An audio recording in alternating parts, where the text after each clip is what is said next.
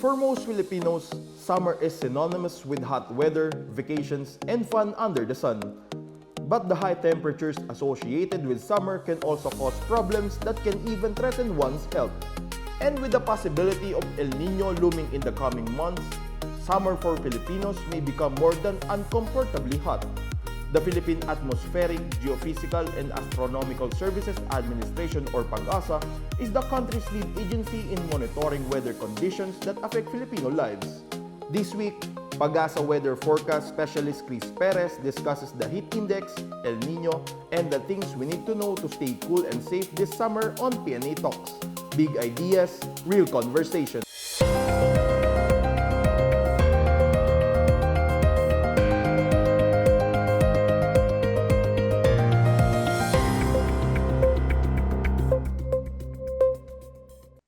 So magandang hapon po sa lahat. Ako po si Chris Perez, Assistant Weather Services Chief ng PAGASA. Nagpalabas na tayo ng El Nino Alert para agad-agad mabisuan yung iba't ibang sektor ng ating lipunan, hindi lamang ang ating mga kababayan, para mapaghandaan yung posibleng epekto nito dahil alam naman po natin na kapag may El Nino ay karaniwan nagiging madalang ang mga weather system na nagdudulot ng pag-ulan gaya ng bagyo at kadalasan nakakaranas po ng mga kakulangan sa supply ng tubig, mapa, irigasyon, power generation, just to name a few. Kaya bagamat ngayon ay hindi pa nagaganap yung El Nino condition, which is expected, tumaas ang tsansa na magkaroon nga ng El Nino during the second half of the year. Kaya po nagpalabas na tayo ng abiso tungkol sa minamonitor nating El Nino. Itong ina-anticipate nating El Nino, we're not ruling out the possibility na talagang maging strong El Nino, or in some cases baka maging very strong El Nino pa. But so far, ang nakikita nating scenario, yun nga, yung monitoring natin, we're expecting this one to develop during the second half of the year. And dahil nga in-expect pa lang, hindi pa natin pwede ikumpara with the previous El Nino episode, yung mga natapos na. We're going to have a comparison, likely the middle or kapag na-terminate na itong in-anticipate nating El Nino. But then again, yung nga sinabi natin, nasa natin na posibleng moderate to strong El Nino to. Kaya ngayon pa lamang po yung maaga nating abiso nga sa ating kababayan, sa iba-ibang sektor, na patuloy nga mag-monitor sa ipapalabas ng PAGASA ang anunsyo regarding the status of El Nino at yung posibleng epekto nito sa ating bansa sa mga susunod na buwan. Kapag may El Nino, nagkakaroon natin ng shortage in water supply, mapa irrigation or power generation. Kaya ngayon pa naman nag-aabiso na tayo. In case na matuloy ito, usually proper water supply management ang kailangan po natin para makapagala tayo ng tamang amount ng tubig para sa ating irrigation, and then para sa paggamit ng general public sa tubig. Alam naman po natin na for example, itong may mga ilang water reservoirs tayo na intended for the use ng Metro Manila. And also, of course, yung iba nating water reservoirs para sa power generation.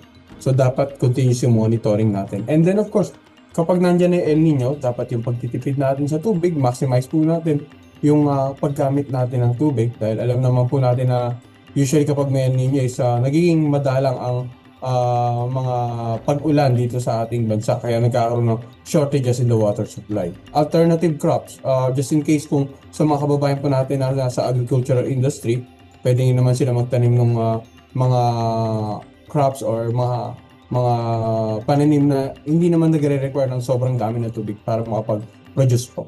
Continuous monitoring tayo ng kaganapan sa Central Equatorial Pacific o sa Karagatang Pasipiko, na kung saan ina-anticipate na magkakaroon ng El Nino condition at saka natin mararamdaman yung epekto sa ating bansa sa second half, possibly second half of this year. Inaabisahan natin yung mga kasama natin sa iba't ibang sector, power generation, agricultural sector, sa iba't iba pa sa water supply sector ng posibleng senaryo. Kaya sa ganung sistema po, maaga pa lang, hindi pa nararamdaman pero mataas na yung chance ang maganap, ay agad-agad nagkakaroon sila ng pagpaplano sa kanilang operation sa mga susunod na buwan.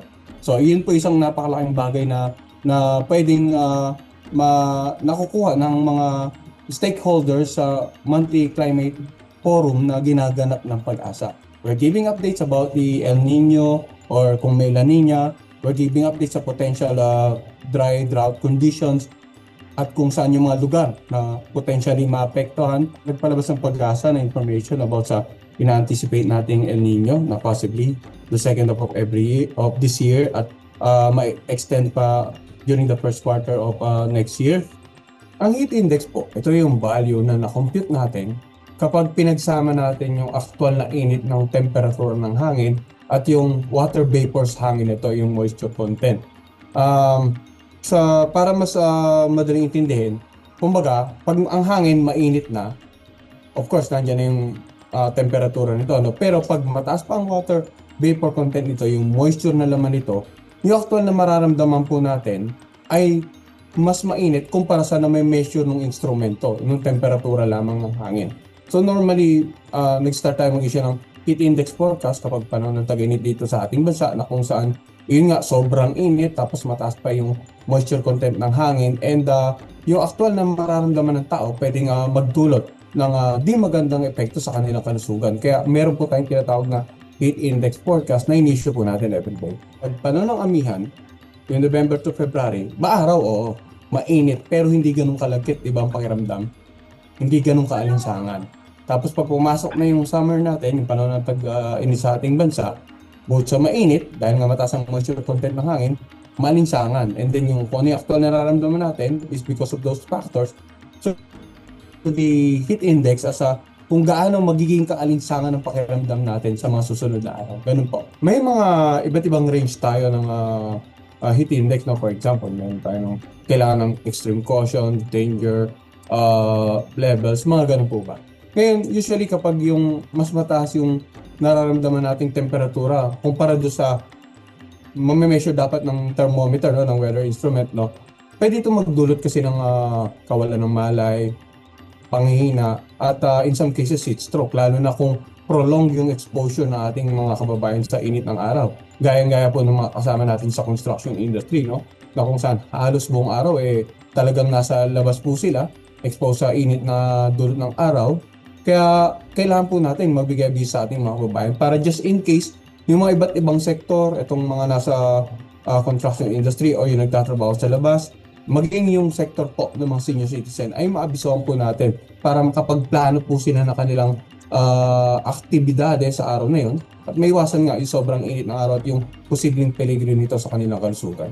Kaya po tayo naglalabas ng heat index forecast ay para magbigay tayo ng information na ganito inaasahan nating init, ganito yung pwedeng maramdaman, and as much as possible, yung mga kababayan natin na posibleng direktang maapektuhan ay yun nga, makagawa ng action para nga maiwasan yung as much as possible, avoid any unnecessary outdoor activity para nga maiwasan yung peligro na sobrang init na panahon ngayon. And then of course, yung kahit sa iba't ibang sektor, no? For example, yung basta man kinalaman sa kalusugan po natin, lahat po ng in-issue natin na heat index forecast, ang una po nating isipin ay meron tayong ina-anticipate na posibleng epekto sa kalusugan ng tao, mapabata man or matanda. Kaya po mahalagang malaman ng mga kababayan natin. Kasi sila mismo na-assess nila sa sarili nila. Minsan nararamdaman natin na kapag sobrang init ay mabilis na tayong mapagod, minsan nahihilo na po tayo, mga ganun po ba. So dapat maging aware po yung mga kababayan natin na kung ganito yung na-anticipate natin heat index or init sa araw na yun or sa susunod na 2 hanggang 3 araw, then mas mapaplano po natin yung activity natin. Para as much as possible, yun nga, may iwasan natin hindi magandang epekto nito ng matataas na heat index sa ating kalusugan. Nasa kalagitnaan pa lang tayo ng summer. And then, yung El Nino sa second half of this year pa natin naasahan. Kaya ngayon, hindi pa natin totally may kukumpara. But kung titingnan natin yung scenario as is, na hindi naman kumbaga El Nino development will be on the second half, ang nakita natin normal lang po yung panahon ng tag-init na nararanasan natin ngayong buwan. And likely, hindi nito mahigitan yung mga panahon, for example, nung I think 2024 ata yun, na kung saan kasagsagan ng init, tapos may El Nino pa, then talagang napakataas po ng mga naitala natin na temperatura during that particular year. Kumpara ngayon, I think it will be a normal summer, kaya hindi pa natin nakikita na mahigitan, magiging mas mainit pa kumpara sa mga nagdaang summer na, and then may El Nino episode pa po. Halimbawa po, may kasama tayo, na halos buong araw ay nasa labas, nakabilad po sa inyo ng araw due to the nature of their work at nahilo dahil nga sa sobrang pagkakabilad sa araw, dapat po ilagay po natin sa malilim na lugar. Pasok natin sa loob ng maybe canteen or any other room na hindi exposed sa sobrang init ng araw. Pahigayin po natin at painumin po natin ng tubig. Para po, kasi baka na-dehydrate na po yung tao kaya naging cause ng pagkahilo o talagang yung epekto nga ng sobrang init ng pagkakabilad sa sobrang init ng araw. Magkaganon. Na kung halimbawa naka-jacket pa, meron pang isang kumbaga may nakapatong na kasuotan, alisin po natin yung mga sobrang kasuotan. For example, naka-jacket, tanggalin natin yung jacket at siguraduhin natin na well-ventilated po yung pagsisilungan natin ng kasama natin para po dahan-dahang maka-recover yung katawan nila. Pero kung in case na talagang nawalan ng malay, mas mabuti po na agad-agad dalhin po natin sa pinakamalapit na ospital. Kailangan tayong lumabas ng bahay, pumunta sa lugar at kailangan natin maglakad ng medyo may katagalan. Siguraduhin po natin na magdala ng payong para at least maiwasan natin pagkakabilad sa araw. Gumamit po tayo ng payong. And as much as possible, ang kasuotan po natin, magsuot tayo ng light-colored clothes. Kasi yung mga dark-colored clothes, ang tendency niya is ma-absorb yung init. So mas magiging mainit yung pakiramdam natin. Pero pag naka-light-colored clothes po tayo, ang tendency po is ma-reflect naman yung init. Kumbaga, hindi ganun kainit kumpara sa dark-colored clothes na nag-absorb nga. And then, as much as possible, kung kailangan talaga natin lumabas, may activity tayo, limitahan po natin, iwasan po natin yung mga oras na mula alas 12 hanggang alas 4 ng hapon. Kasagsagan po kasi ng init yon. Pero kung hindi naman may iwasan, from time to time, sumilong, magpahinga, uminom ng malamig na tubig para po ma-rehydrate yung katawan natin. Akala ng mga kababayan natin, pag panahon ng tag-init, bihira na uulan or hindi na tayo dapat babagyan, no? Pero dapat maging aware din tayo na kapag mas mainit sa ating bansa, pag panahon po ng summer, pwedeng maganap yung mangyari yung mga tinatawag natin ng mga localized thunderstorm. Ito po yung biglang uulan sa dakong hapon o gabi ng mabilisan lang. Minsan malakas ang ulan na pwedeng magkaroon ng mabilisan din pagbaha. And then minsan may kasama pang kidlat at kulog at mga malalakas na bugso ng hangin. So dapat maging aware din mga kababayan natin na kahit mainit po ang panahon, pwedeng maganap yung mga ganitong mga scenario, weather scenario. For example, ito nga, localized thunderstorm o yung mga pagkidlat at pagkulog.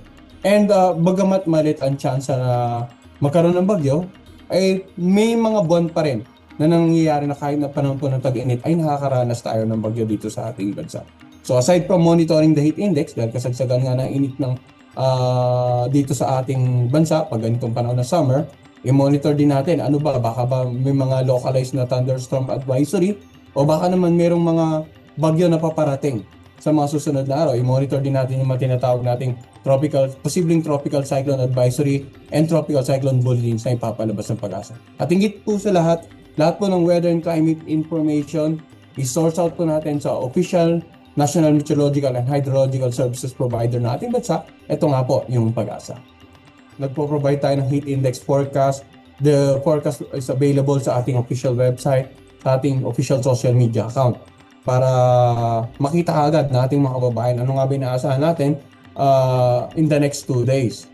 And then ano yung naranasan natin during the past 3 to 5 days. Nandun po yung computed heat index value during the last 3 to 5 days at ano yung anticipate natin over the next 2 days. Aside pa dyan, patuloy po yung information and education campaign natin, no? Hindi lamang tungkol sa heat index, kundi maging sa inaasahan nating El Nino. For example, kahapon po, nagkaroon tayo ng tinatawag natin na Monthly Climate Forum. So, pag meron po tayong Monthly Climate Forum, binibigyan po nating abiso yung mga kababayan natin sa iba't ibang sektor. Power generation sector, agricultural sector, sa water supply sector. Ano yung na-anticipate nating scenario at anong posibleng epekto nito sa kanila.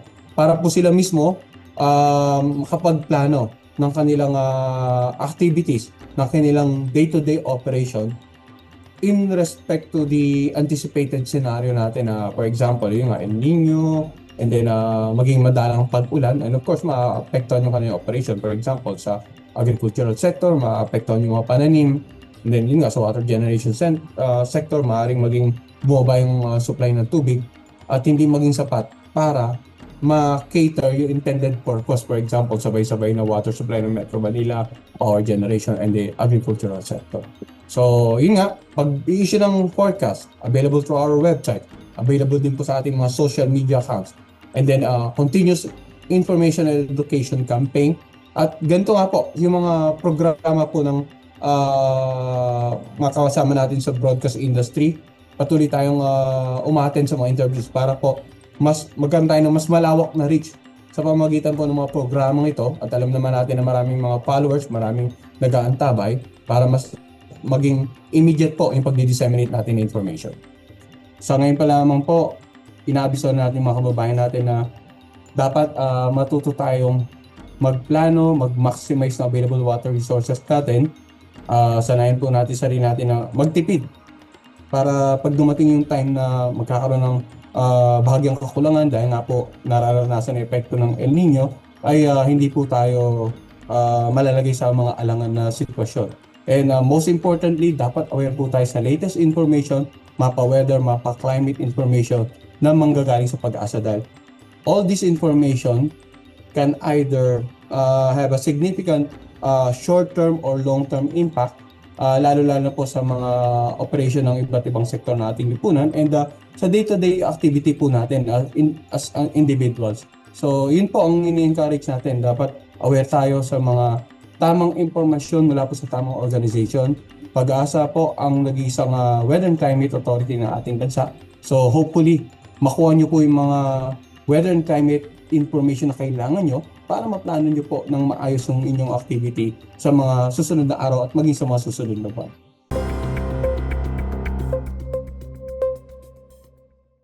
Big ideas, real conversations. This is PNA Talks.